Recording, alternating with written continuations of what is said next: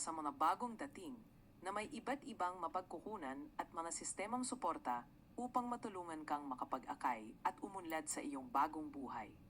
Mga mahahalagang hakbang para sa mga bagong imigrante. Alamin ang proseso ng imigrasyon.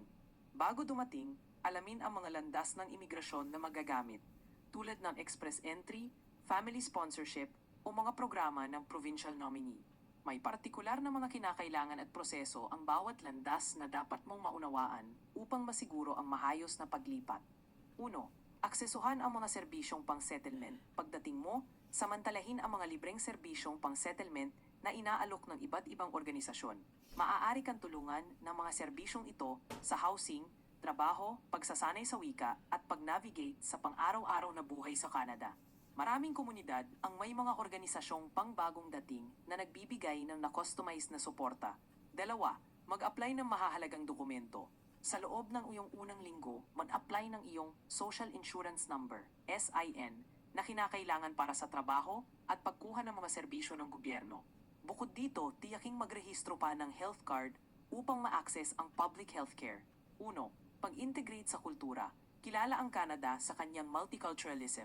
Yakapin ang pagkakaiba-iba sa pamamagitan ng pakikilahok sa mga community event at pagkukonekta sa mga kapwa-imigrante. Ito ay tutulong sa iyo na umangkop sa kulturang Canadian habang pinapanatili ang sarili mo. 2. Pagpaplano ng pinansya.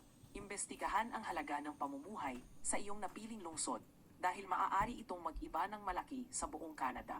Maghanda ng budget na nagkakasama ang housing, transportasyon at pang-araw-araw na gastos. Pinapayagan ng ilang bangko na magbukas ng account bago dumating na maaaring gawing mas madali ang iyong financial transition. 2. Oportunidad sa trabaho. Maging aktibo sa iyong paghahanap ng trabaho. I-update ang iyong resume upang tumugma sa mga pamantasan sa Canada at simulan ang networking. Isaalang-alang ang pagtanggap ng pansamantalang o part-time na trabaho habang naghahanap ka ng posisyon sa iyong larangan. 2. Health insurance. Habang naghihintay ng public health insurance coverage, isaalang-alang ang pagkuha ng pansamantalang pribadong health insurance upang sagutin ang anumang medical needs. 1.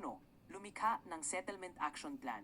Gumawa ng detalyadong plano na naglilista ng mga hakbang na kailangan mong gawin pagdating mo, tulad ng pag-apply ng dokumento, paghahanap ng housing, at pagsesecure ng trabaho. Maaaring tumulong ang planag na ito sa iyo na manatiling maayos ang organisasyon at nakatutok sa iyong transition.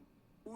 Sa pamamagitan ng pagsunod sa mga hakbang na ito at paggamit ng magagamit na mapagkukunan, matagumpay mong mapapanalawab ang mga hamon ng pagsisimula ng bagong buhay sa Canada at makukuha ang pinakamabuti sa mga oportunidad na inaalok nito. Yakapin ang paglalakbay at tandaan na maraming iba pa ang matagumpay na nakapag-transition dito bago ka.